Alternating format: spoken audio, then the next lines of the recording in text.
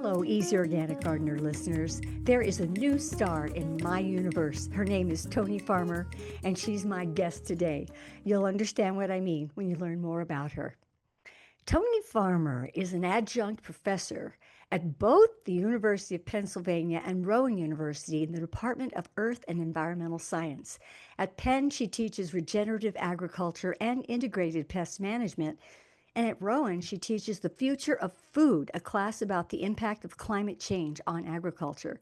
She has a Master's of Environmental Science degree from the University of Pennsylvania and a Master Gardener certification from Rutgers. She currently teaches content to the new Camden County Certified Gardener program and has been a passionate backyard gardener for about 30 years. Toni has many accolades. She oversees Toni's Farmer's Garden, a website and social media-based business that teaches citizens how to grow their own food organically, sustainably, and abundantly.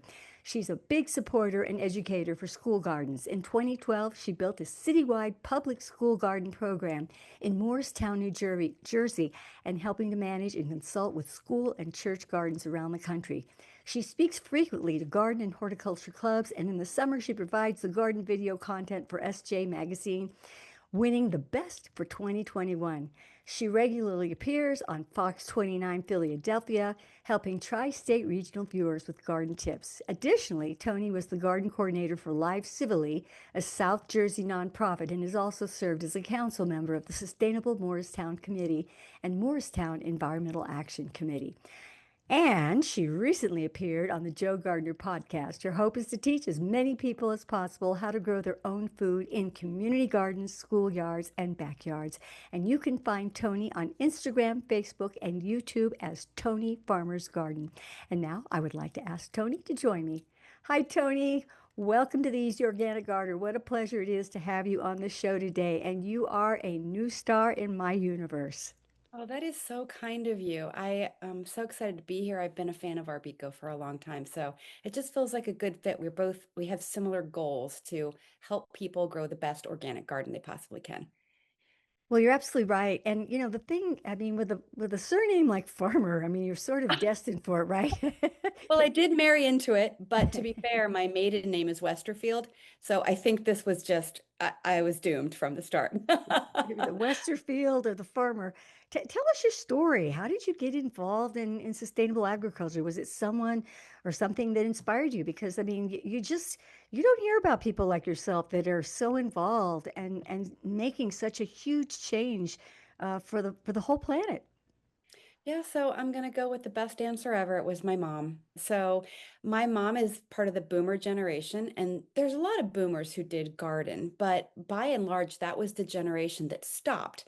They were the generation of women entering the workforce for better or for worse, and the generation of we want to make a lot of money and we want to have, brand names and McMansions. And again, not that there's anything wrong with that, but suddenly it became very unpopular to grow your own food or have chickens in your backyard. You kind of like were failing at life if you had to rely on that. And we have convenience foods and microwaves. So a lot of people stopped gardening. And the best way to learn gardening is from a mentor. And all of that knowledge just went away in one generation. So now and my mom never quit. Everywhere we moved, my mom either was growing tomatoes by the swimming pool or joining a community garden. And I was a teenager and I thought it was stupid, but your family rubs off on you in ways that you do not expect. So I got married. And the very first thing I did when we moved into our little place was I started growing vegetables in the backyard. I didn't know anything else. Why wouldn't you? And I remember harvesting the peas and the lettuce the very first spring, bringing them in a house. And my new husband looked at me and said, "What are you doing with that?" And I said, "I'm going to make a salad for dinner." And he said, "You can't eat that." And I said, "What are you talking about? What do you think I'm doing?" And he said, "Don't they do something to it at the grocery store to make it edible?" And that was my first window to how much we have lost. And most people are very separated from their food system. So I guess it ended with about 10 years ago. I realized had learned everything I could possibly learn on my own from books and internet. And I decided to go get a degree to further my understanding. And it led me here. I'm really grateful for Penn. It was an incredible experience. And now I get to help other people do this.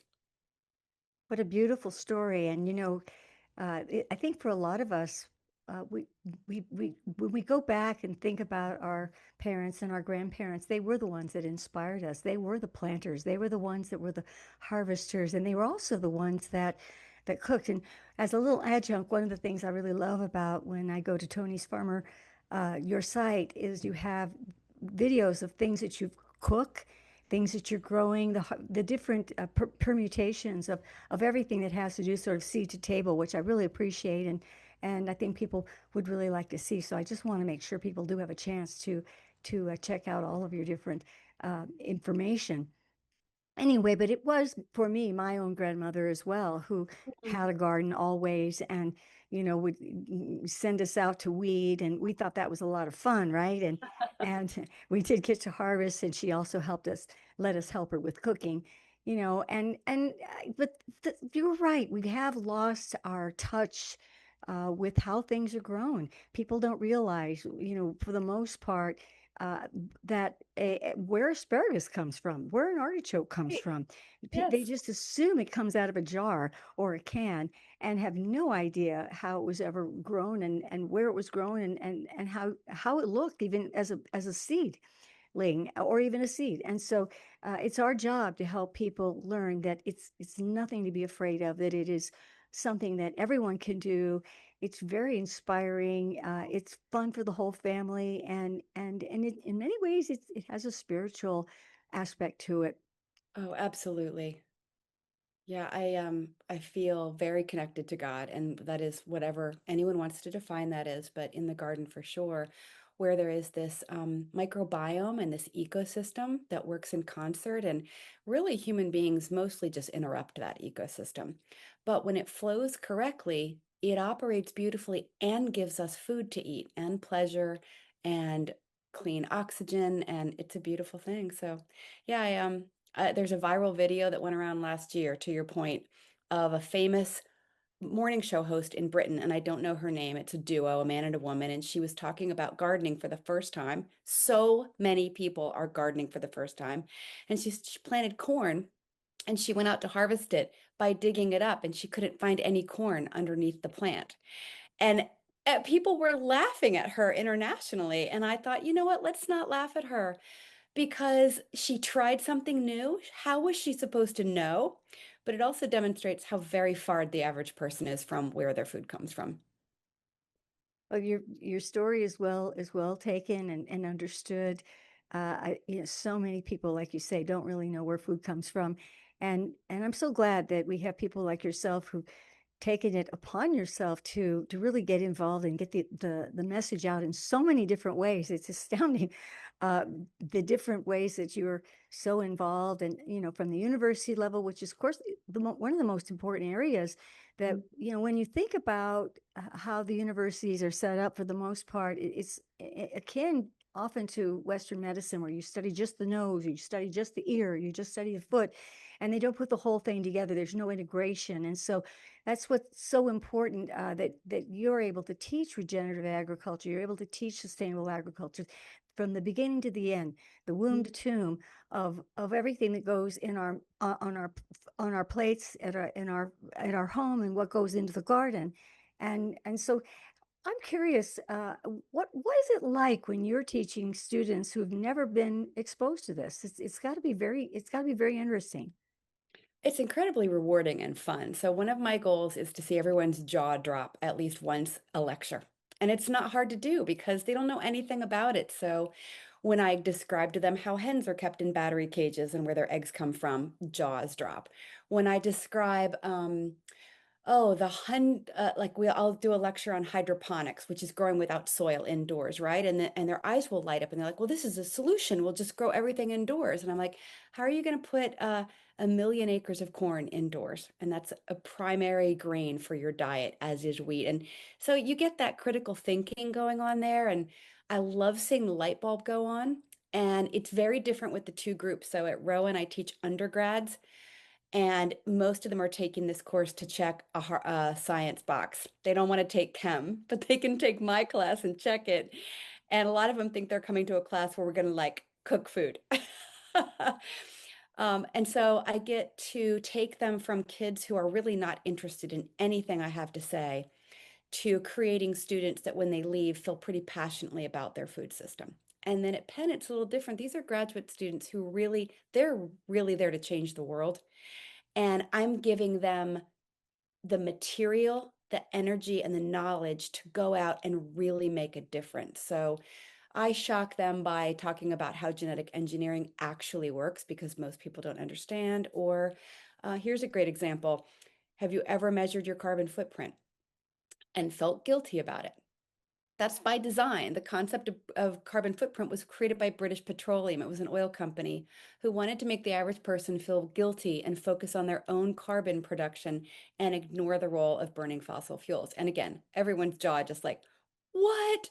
So that's my joy. Like, I'm like, I love knowing that they're going to go home and talk to their parents, their roommate, their friends. It's going to come up outside of my classroom. I mean, there's so many areas that you cover that have shock value, I think, Yeah. for the general populace. As you said, people don't realize the enormous amount of water that it takes to grow food, the Yes. enormous amount of pesticides, not just insecticides, fungicides, herbicides, and the synthetic fertilizers, Hmm. soil amendments. And it just goes on and on. And so, I mean, it gets to a place where Expensive. you're overwhelmed, right? Hmm. It's so much. And so how do we get here? Like, I don't know if you've covered this on your podcast before, but after World War II, we had a population explosion and we weren't going to be able to feed all of them. But we had learned how to make synthetic nitrogen between World War I and World War II. And suddenly we could put synthetic nitrogen on our fields and get two, three, four, five times as much corn and crop. And it was like a miracle. If you talk to farmers that were around a little bit, or even children at that point, they're like, we thought we had just discovered a miracle. And we were able to feed a lot of people, but now we're understanding that there was a big cost to that, an industrialized food system that's really working against us at this point. And it is not sustainable. It's not. We're gonna have to change it to continue to survive. We're gonna have to adjust and pivot. So, with that in mind, what do you tell your students as far as food? What should they eat? I mean, because is political. I mean, Yes. it used to be just something everybody talked about and loved, and exchanged recipes. But it's very political, and so how do you get around not making anybody wrong for their Hmm. choices, Sure. but also gently moving them in a direction that causes them to have a thought process that may make them make a different choice? So I am a deeply kind person at heart. I don't ever want to make anyone feel stupid, but also I don't think it's effective. The people that scream and yell on social media at me or someone else, I always wonder, did you ever change anyone's mind that way? I'd rather present the most, I always tell my students, I'm not going to tell you what to think or what to eat. I'm just going to give you information and then you'll probably make a good choice. So, unfortunately, most of my material, most of my lecturing is centered around what the impact of climate change is going to be on our food supply going forward, because it is threatened. And I tell people, if you don't believe me, this night tonight when you're in bed and you've got your laptop or your phone in front of you, jump into Google or whatever your favorite search engine is and type, is there a looming global food crisis? And what will pop up is hundreds and hundreds of pages from every possible source you can imagine. It's not blogs, it's the World Health Forum, it's the United Nations, it's universities, it's science, tons and tons of science, it's the government and leadership of many countries, it's business consultants who have been hired by, like, I don't know, Campbell's Soup and Unilever to help them solve this problem. But we don't talk about it. And the reason we don't talk about it much is because right now there's food everywhere. Probably for you and I, within 20 feet of where we are right now, we can find all the food we need for the rest of the day. And if I left the building, unlimited. So it's really hard for people to connect. Like, what do you mean, Toni, our food supply is in jeopardy? There's food. There's too much food. Like, I'm struggling to keep my weight down. There's so much food. And I say it is being shared, but it's being run over by the news because the news cycle is so fast and there is so much going on. And this is pretty bad news.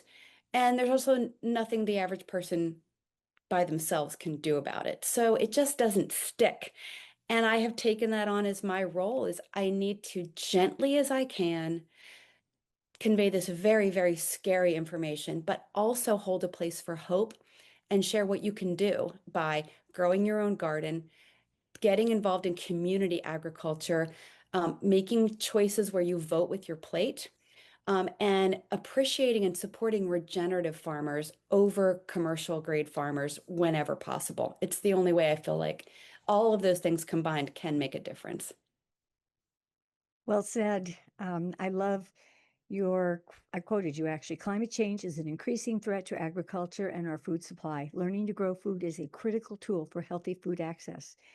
And that has really stuck with me, and I think it will stick with our listeners today too, how important it is that every person in their own way can take a little bit of responsibility for their own food choices and for maybe even growing food. We know that it's a wonderful hobby, makes us Yeah. feel good. We can something to do with our families, and we can get together with our communities.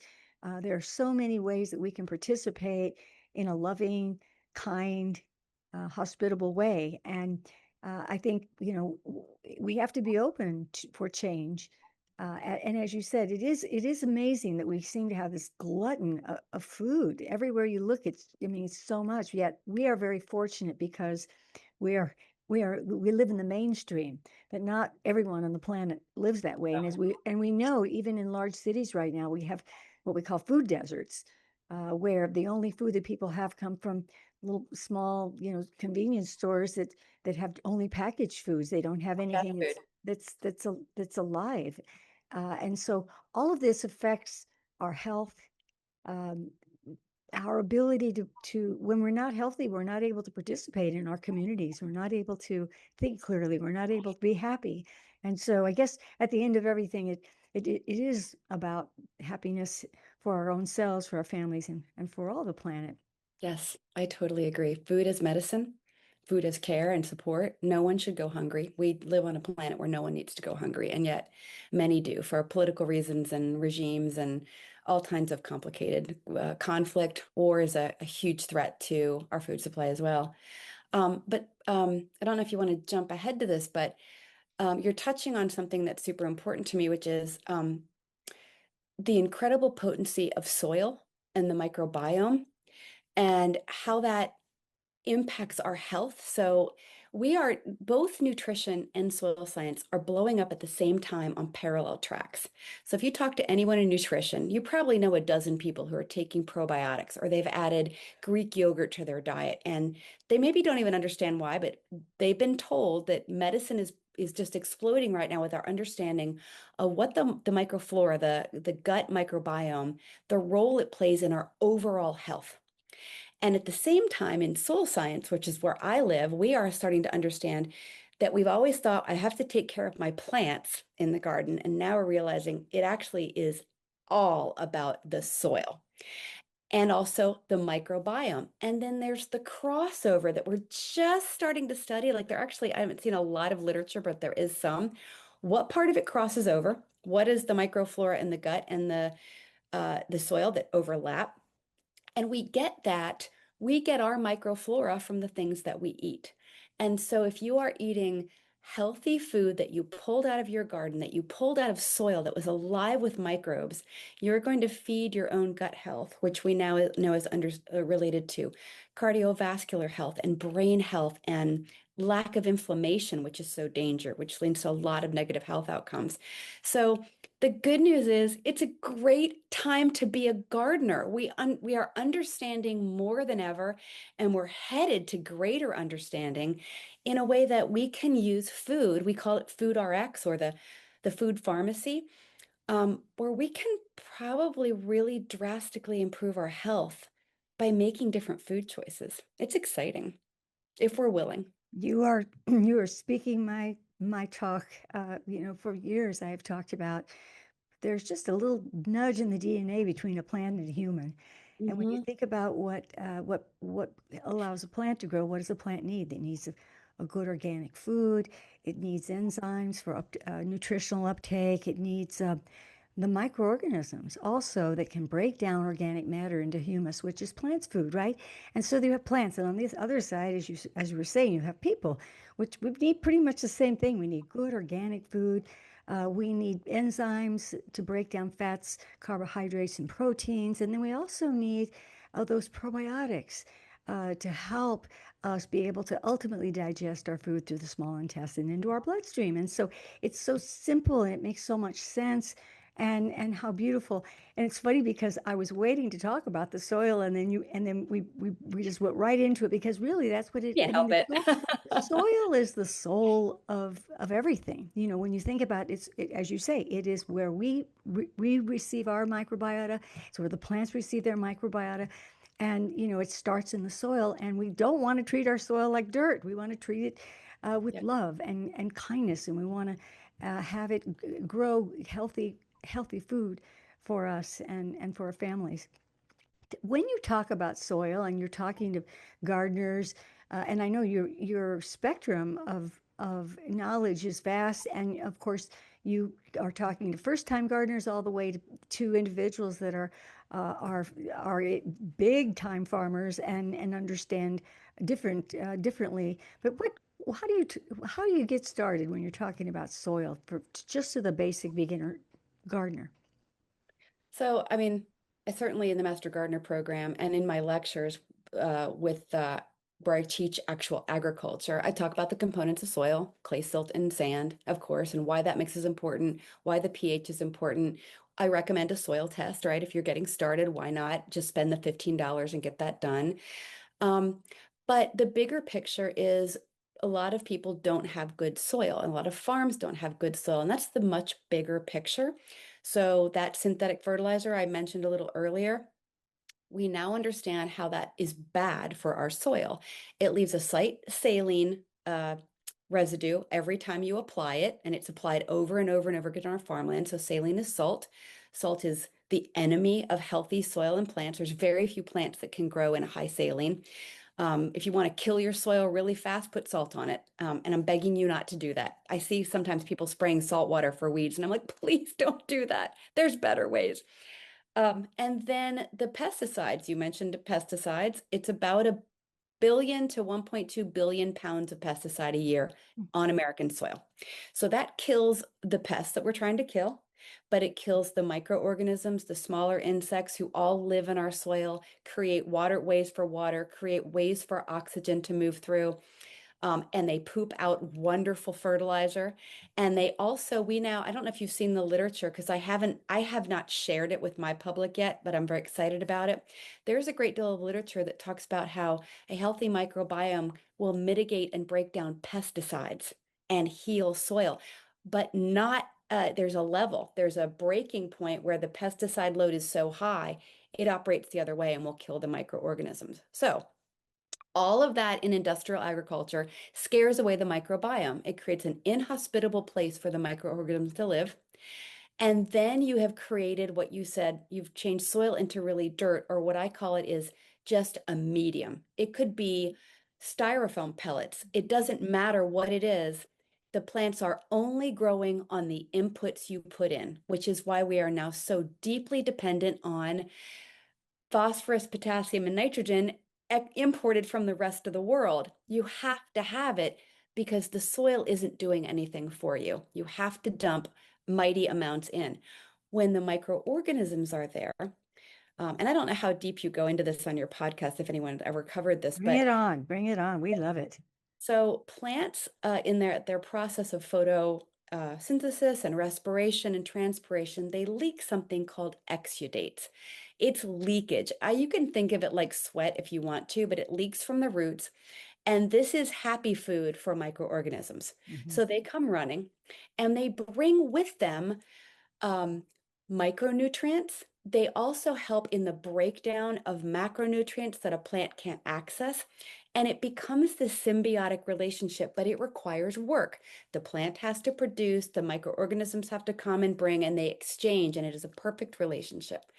When you kill the microorganisms, the plant suffers. It stops producing the exudates. It just sucks up what you give it, like I hate to say, like a lazy child who's just had food put in front of them every day and never had to help mom in the kitchen, they become helpless and our plants become helpless. They have to have the inputs. When soil is healthy, the microorganisms can go out and bring back the nutrients for the plant. And then when you add fertilizer or you add a biostim, you're feeding the microorganisms. The plant is much more able to make access of those nutrients that you're putting down. It aids in heat stress. It aids in water retention. It aids in nutrition, holding on to nutrients. It just does everything. Like it's microorganisms are such a miracle. And so I tell people the first thing we need to do is heal your soil. So if you've been putting Scott's Turf Builder on your pretty McMansion lawn for 10 years and now you want to grow a garden, we have some work to do. And when I encounter a farmer who's maybe asking me to consult on helping them heal their soil a little bit, I'm like, the first thing you have to do is stop with the synthetics. And it's going to be 3 to 5 years before you return to a yield. But now you're returning to a yield that safer, healthier, just it is better for the birds and the pollinators and the humans that are going to eat it and the ecosystem around it, the neighborhoods that are now not going to suffer from pesticidal drift. I mean, I could go on and on and on. So that's my initial soapbox on why we need to transition. Hello, my Easy Organic Gardener listeners. This podcast is brought to you by Arbico Organics. And for this episode, we're offering you $5 off of your order when you use code EASY5 at checkout. It's our little thank you for listening. And now, back to our show. It's a great place to start, and you're so articulate about how you explain it that I think people get it. One of the things that I like to talk about, of course, being Dr. Bug Lady here, how plants with a high Brix, high sugar content, those plants that have been fed by exudates and with the microorganisms, when we're talking about that type of plant with a high Brix, they naturally resist insects. Insects just don't want to go for anything with a high Brix. They just can't expel gases. And so, that's another side benefit is that you don't have the insect pressure that you would with plants that are grown with synthetics. So, I think that's very important because people, that's probably their biggest concern is, oh my God, the bugs are going to eat me out of house and home. Yes. What do I need to spray is the Right. question I And get. how do you answer that? So I use the pyramid, right? You're probably very familiar with it. We start at the bottom with cultural control and prevention. Mhm. We move to hand picking, mechanical. We move to biologics, which you guys sell at Arbico. I'm a huge fan of beneficial nematodes. I want to tell the world. And then my last option is an organic spray. Very, very little of it if I have exhausted everything else. I had remarkable results with trap crops this year. So I am going all in on trap crops. And don't ignore hybrids. The average gardener is like, wait, I want heirlooms, right? They associate heirloom with everything good, and hybrid starts to sound a little like genetically engineered. And I'm like, first of all, I don't have a problem with genetic engineering, but that's a whole other podcast. But hybrids are wonderful combinations that some farmer probably took 15 years to create. Now you have a cucumber that is naturally resistant to cucumber beetle, and you have a tomatoes that are naturally resistant to blight, and I don't have to spray anything. So between my biostims, healthy soil, nematodes, and organic fertilizer, if I could just control the weather now, that's a long shot. Toni Farmer's recipe. She just gave it to you. It's nematodes. It's good soil care, and you pray for great weather. Although New Jersey, I mean, you are the Garden State. Let's face it. You are. I mean, I have seen the most beautiful gardens in my entire life in your beautiful state. So you definitely have a leg up as opposed to people like us in Tucson. We have to work at it really hard. Yes, I know that you do. And now all of us are facing a super El Nino. I'm Mm, very concerned. mm. We don't know fully what this is going to look like. It has not even fully hit yet, but between the super El Nino that we are expecting, if it's as bad as they are currently saying, and we didn't get any fertilizer on the ground in the, well, no, that's not true. That's a vast overstatement. The farmers that had purchased their fertilizer before the strait was closed had most of what they needed, but not all of it. And the farmers that were waiting for a better price point got totally Mhm. screwed. Mhm. And I'm like, people in my field are so fascinated about what's going to happen. Will we be surprised by the yields for better or for worse? Will we get to September, October, and it wasn't as bad as we thought? Like maybe we didn't need as much synthetic fertilizer. Or will it be so much worse and it will be a wake-up call? We've really got to move to regenerative. We cannot any longer be as dependent on synthetics and imported fertilizers. This is going to be a watershed year either way. It's fascinating. We've been studying it ourselves quite a bit because obviously we sell fertilizers and soil amendments. We don't seem to have an issue with sourcing at this point. However, we know that others are in that situation, and especially for factory farming, where we're talking synthetic agriculture, that's where it's going to take the biggest hit of all. So it's going to be very interesting to watch, and we're just going to have to be, open-minded and hope for the best at this point. Yeah, and I don't want to just hope for the best. I want people to be able to eat. So I've been going really hard this year on, I don't care if you don't have a black thumb. You don't. You just need to keep trying and troubleshoot. This is what a real gardener does. We all start out not knowing anything. You plant something, you plant five things, three do great, and two fail. And then you learn about the two that failed. You ask a lot of questions. You try new things. The next year, one of those two does great. And one of the three that did great last year doesn't do so great. So you learn about those and you become an expert without even realizing it. And before you know it, you're helping somebody else. So, and I'm also a huge proponent for community, church, nonprofit, synagogue, school gardens, because um, one of the churches in my community called me. This was 3 years ago, 4 years ago in COVID. And they said, we have like, I don't know, they have like 18 acres in the middle of our town, which is a lot of property. And they said, we just don't feel like we're using this, like we're church and we feel like we should be using this for God's glory and we're not. We want to start a garden to give to the community. And they didn't even finish their sentence. I had my car keys in my hand. I'm like, I'll be right there. So I met with them for a year and did a whole bunch of workshops with them. They had a great volunteer crew. They now have a garden that is probably, if I had to guess, it's like 40 by 30. And they give over 6 to 800 pounds of fresh produce to the food pantry every summer. Wow. It's free. Like the volunteers all, and I said in an interview, and I can't remember where this was, but I said in an interview last year, and my own words are resonating in my head.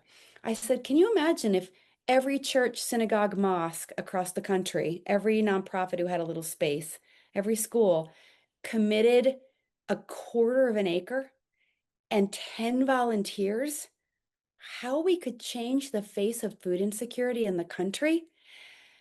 And I can't even imagine, but I feel like it would be great. And then add some canning classes in the fall and teach people how to grow winter veg so they've got a butternut squash in February. And which is the way, as you know, it used to be this way. We didn't have grocery stores prior to like 1910, right? Like you you grew stuff in your backyard. You had chickens, your neighbor had a cow, there was a local butcher and a cheesemonger. That was it. Your dairy guy delivered milk to your front porch.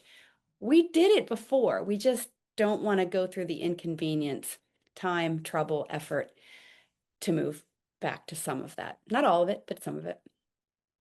Well, when you started to talk about the your experience with the church and the 600 pounds of food, that's when I got the chills, the goosebumps started. Because what you're saying is admirable.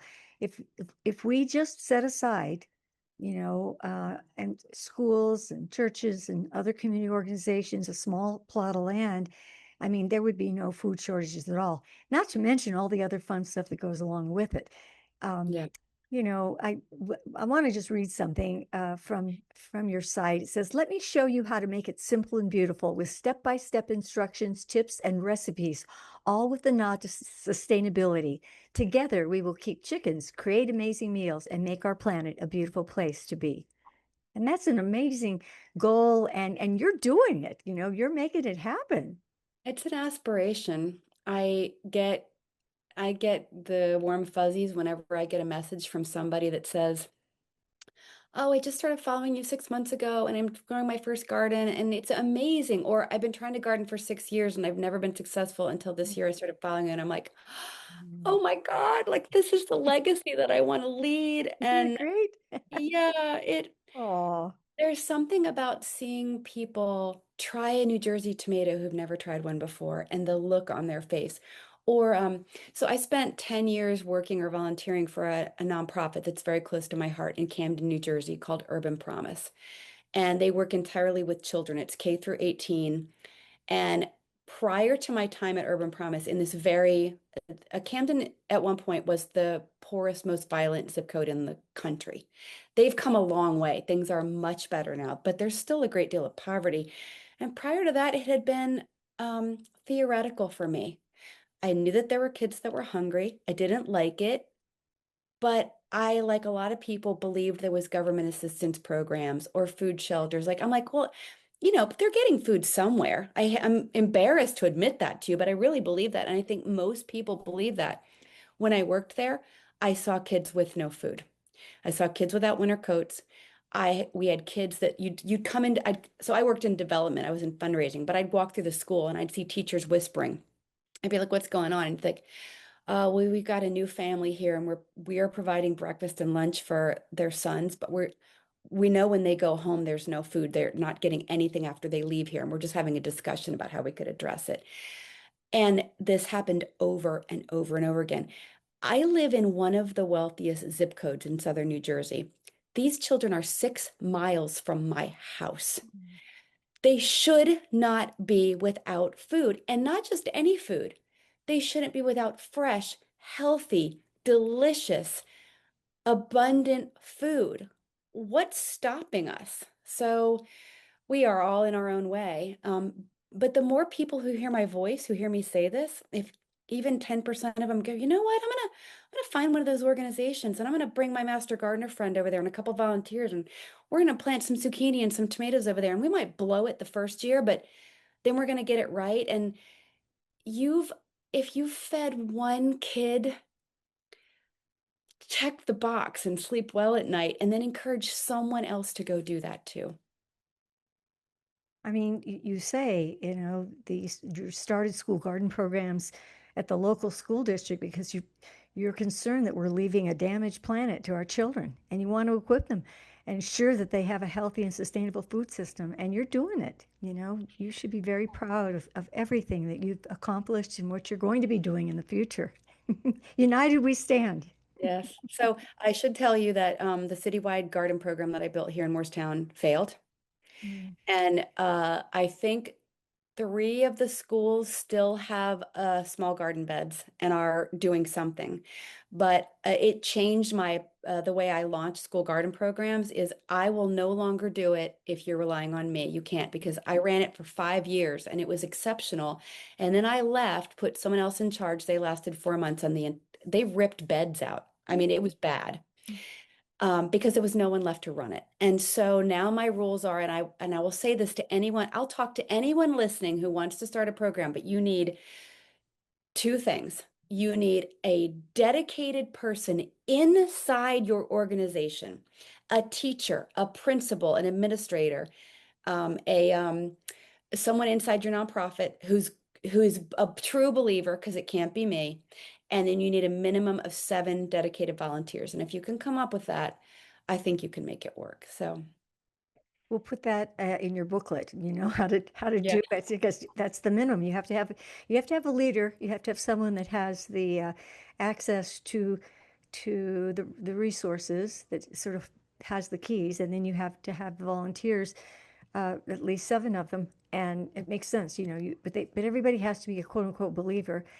And I don't think that there's a shortage of believers. It's mostly a shortage maybe of doers because we lost that piece in our education about how to grow things. It used to just be Skills. something that was so natural, as we talked about earlier on. It was a natural thing that, of course, you always planted. In the spring, this is what we plant and we'd harvest, and then of course there's summer and then the fall, and it just went on, and we canned and we cooked, and whatever we had extra, we shared, and there was a whole culture to it, and that little piece of our culture went away, and it's coming back. It really is. And what do you think is the biggest obstacle for gardeners that are out there listening, or and even farmers of all sizes? Because we have lots of farmers also listening to the show. It would be different. So for farmers, we need policy. I'm passionate about good ag policy. We have very little support for, you know this, but in policy, in ag, we call vegetables specialty crops. Like that's wild to me, but it's just that's how the vocabulary has fallen out. So farming crops, we are normally referring to our commodity crops, right? Our corn, soy, wheat, sugar, um, all those crops that make up the staples of our diet. But if you want to, and you will have commodity payments and subsidies and crop insurance. And if you are growing vegetables in your small scale, you have less access to all of that. And also, crop insurance, if I'm remembering correctly, I think it's 3 years. You have to grow something for 3 years and show that you are able to grow it before you can get crop insurance. And crop insurance is one of the most powerful tools to help support farmers. So it de-incentivizes people from trying new things or trying new crops, trying to switch. If you're a commodity crop grower and you'd like to start growing sweet potatoes, you're going to lose crop insurance for 3 years. So we need, I could talk for hours about the policy that we need. I won't, but I feel like we need good government, state and federal government who believes in farmers, understands the importance of what they do, and is in their corner. All of them, our organic, our regenerative farmers, as well as our conventional. So we're fighting the good fight at the policy level. For backyard farmers, what's the biggest obstacle? Is land. So 80% of our population is in urban settings. And I feel their pain when they discover me and they're like, they start to fall in love with the concept of growing a garden. And they're like, but I live in an apartment in Detroit or Chicago and I have a little balcony and I do my best. There's a lot you can grow on a balcony. Don't let it stop you. But it's not the same. I know it's not the same. So I love encouraging empty lot gardening in cities, community garden in cities, take advantage. And do you know what guerrilla gardening is? Yeah, I'm Yeah, sure tell you know us. all of this, Wait a right? minute. Tell us about it. Go ahead, because I haven't had a guerrilla gardener on the show in a while. Yeah, Ron, what's Ron's last name? The famous guerrilla gardener. I can't remember. I can't remember. He's terrific though. We'll He throw likes to that. throw seed pods and Yes, we'll throw him in the show notes somewhere. But guerrilla gardening is not gorilla like the ape, GOR. It's guerrilla, GUE, as in guerrilla warfare, which guerrilla, like means warrior. it means no rules. You just go for it. And it's gardening in public spaces. So I do this in my town. I drop seedlings in the beds on our main street. And I don't take care of them. If they make it, great. If they don't, but you'll walk down the street and sometimes there's just tomatoes growing there or there's melons or whatever. And it's fun. It's funny to me. Like, I don't think I'm going to feed anybody in my town, but it's amusing. It sparks conversations about where you can grow food. Um, so guerrilla gardening is going and growing food in any place you don't necessarily have permission to go. So I tell people, please don't trespass to the point that you're going to get in trouble. Please don't be disrespectful. But if there's spaces where you know no one cares, or there's a landlord that's got an empty lot and he or she does not care, or the health strip is the little strip of grass between the sidewalk and the road. Most places you're legally allowed to grow food in that. And so find your rant, like find a public park where no one's going to notice a couple of tomato plants. Be respectful. Don't do any damage. Don't leave any litter. But, stick a couple zucchini plants in there and, or raspberries. Plant thornless raspberries and you'll feed generations of children a superfood. So yeah, I think it's space, and then beyond that, it's knowledge. But that's where you and I come in. Your podcast, your dedication to organic products, my platforms, most of my platforms are free. I only have one that I charge for that's behind a paywall. Everything else I do is free and will always be free because we can't afford to gatekeep at this point. Tell us a little bit about your platforms. Well, so that I didn't do a very good job at the beginning there. So tell I'm us. sure you did. So we do. No, I really want people to know how to get to Sure. you, and Yeah. because there are all sorts of people out there of all different ages and types, and some know how to navigate better than others. But go ahead. Sure. So I'm on primarily on Instagram and Facebook. Toni Farmer's my platform. If you need to find me and you Google Toni Farmer's Garden, my handle is the same everywhere. I have a website you can go to. My email is available in most of those places. So if you're looking, because I do a lot of speaking, if you need a speaker and that's how you want to get a hold of me, that's you're welcome to reach out. I'm also on Fox 29 in Philadelphia every Tuesday for 30 minutes at 3:30. And so you would download the Fox local app. It's free and then pick the Philadelphia. The minute you open it up, it'll give you a city. So you pick Philadelphia, and then you can watch me live at 3:30 every week. And that's very timely information. I'm literally every Tuesday going, here's what's happening right now. It just rained. I want you to go fertilize after this because you probably lost some fertilizer, or this is the week we're going to apply biostim or whatever.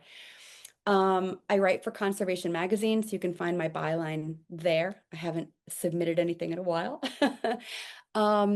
You can take my class if you want to go to Penn or Rowan, you can take my class there. And then Patreon is my most recent platform, and that's where I get paid. It's $9 a month, and you have much greater access to me. I have 600,000 followers on social media, and I do my best to answer questions, but I just can't. So for $9 a month, it's a really small community, and you can DM me and I'll get right back to you. I do a lot, 2 live streams a week where you can have private access and we talk about what's going on in your garden. And I'm also teaching master gardener content there. So every Wednesday night, you get 30 minutes of like, we're just moving through the content to help people learn if they don't have access to a master gardener program in their area. So I love what I do. I never get tired of talking about this. It's obvious you're enthusiastic, and it just shows through everything that you're doing and everything you say. And actually, I'm quite impressed with everything that you are doing and the access that people have to you. Not everyone has created that type of access, so I think that you are a cut above. And for gardeners of all sizes and farmers of all sizes, this is the place to go if you have questions. And from I just think it's so important that you have the education behind you, so you really understand the entire picture, and you can titrate it down to something just as simple as let's just talk about the soil, versus let's talk about the phytosphere. And so we've got so many topics to cover, but we're gonna have to bring you back. But I'd love to. before you go today, what are your words of wisdom that you'd like to share with our audience? What would you like them? What's their takeaway so that they can think about it? What you have to say? So I don't want you to be afraid, but climate change is coming for our food system. We have almost lost coffee and chocolate. Many, many other foods are under threat. Blueberries are under threat. It's why you're seeing fewer blueberry items and they're so expensive.